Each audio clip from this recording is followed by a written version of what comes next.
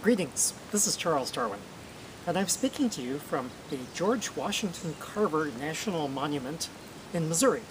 It's right off of Interstate 44. Just take exit 11A and you go south for a few miles, and you go east on Road V for a few miles, and then you go south again for about a quarter of a mile. There you are.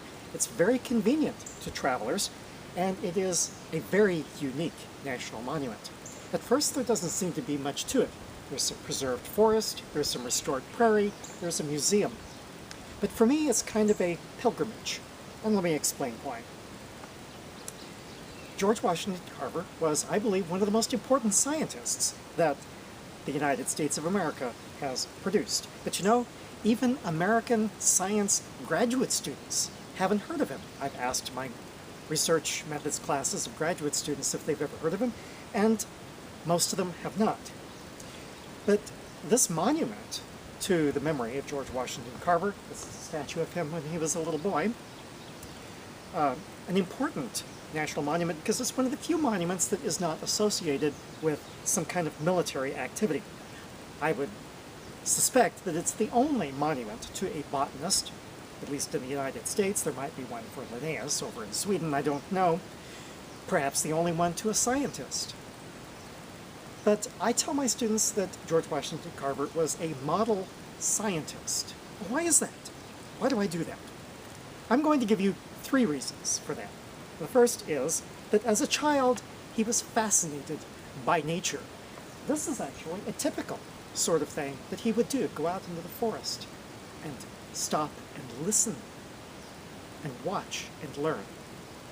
And that got him started on his road of being a scientist. We should encourage children to do this, and there's all kinds of books and websites, etc., about how to get children to appreciate nature, to stop and look at nature. We can't make it happen. We can't make students stop, stand still, and appreciate nature, but we can allow it to happen, and in many cases, it will. George Washington Carver earned the name the Plant Doctor when he was a kid because he would watch and learn about all the different kinds of plants. The second reason is that when he did his botanical and agricultural research, he did it to benefit the rural, poor people that lived in this part of the world. Actually, down in Alabama is where he worked. This is where he was born, here in Missouri. In other words, he was doing something to make their work value added. You hear this a lot in government and economy today. Well, George Washington Carver did that. And the first is he worked on improved methods of production. For instance, crop rotation. This was not a new idea that he invented, but it was one that he developed specific methods of for the people who were his clients. Crop rotation that would help to prevent soil erosion and to help increase soil fertility so that they could grow more crops on the same amount of land and with the same amount of labor. The second thing is that he developed new markets, that his rural poor people could raise sweet potatoes and soybeans and peanuts, that's what he's most famous for, pecans from the native trees that were around during his time. Of course, today there are whole groves of pecans that have been planted, but it's a native species in the southeastern United States. So they could raise these crops and then take them to a market and sell them wholesale and not get very much money from them. Wouldn't it be better, said Carter, if they could make products from those crops and then get more money for the products?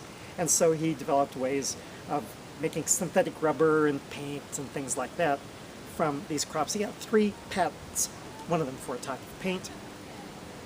He did not invent peanut butter, contrary to myth.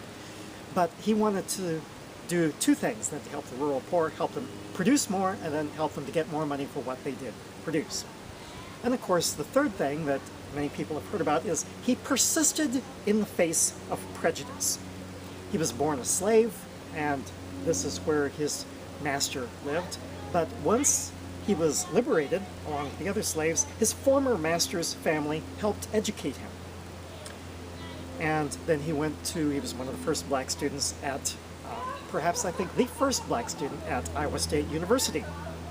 Now, once he got his degree, he was good enough to work at major American universities, but because he was black, he was not permitted to do so.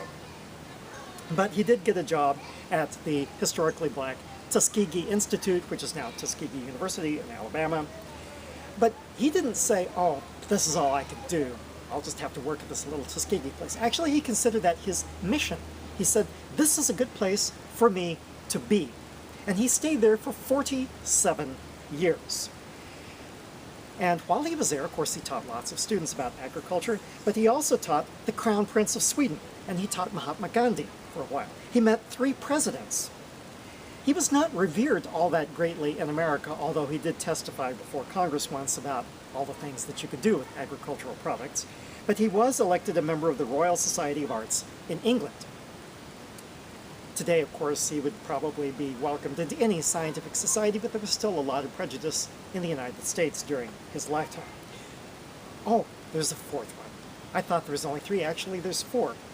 If you go up in the museum, you will see some of his paintings. He painted flowers. That's not too surprising for a botanist. His paintings are not really masterpieces. They're better than I could do. But, okay, they were just paintings. But what he wanted to do was to show that he appreciated the world in more than one way. He did not look at the world just as a scientist. He did not look at the world just as an agricultural researcher or an agricultural extension agent. He was looking at the world in many ways, as a scientist and as an artist. How could you not admire such a man?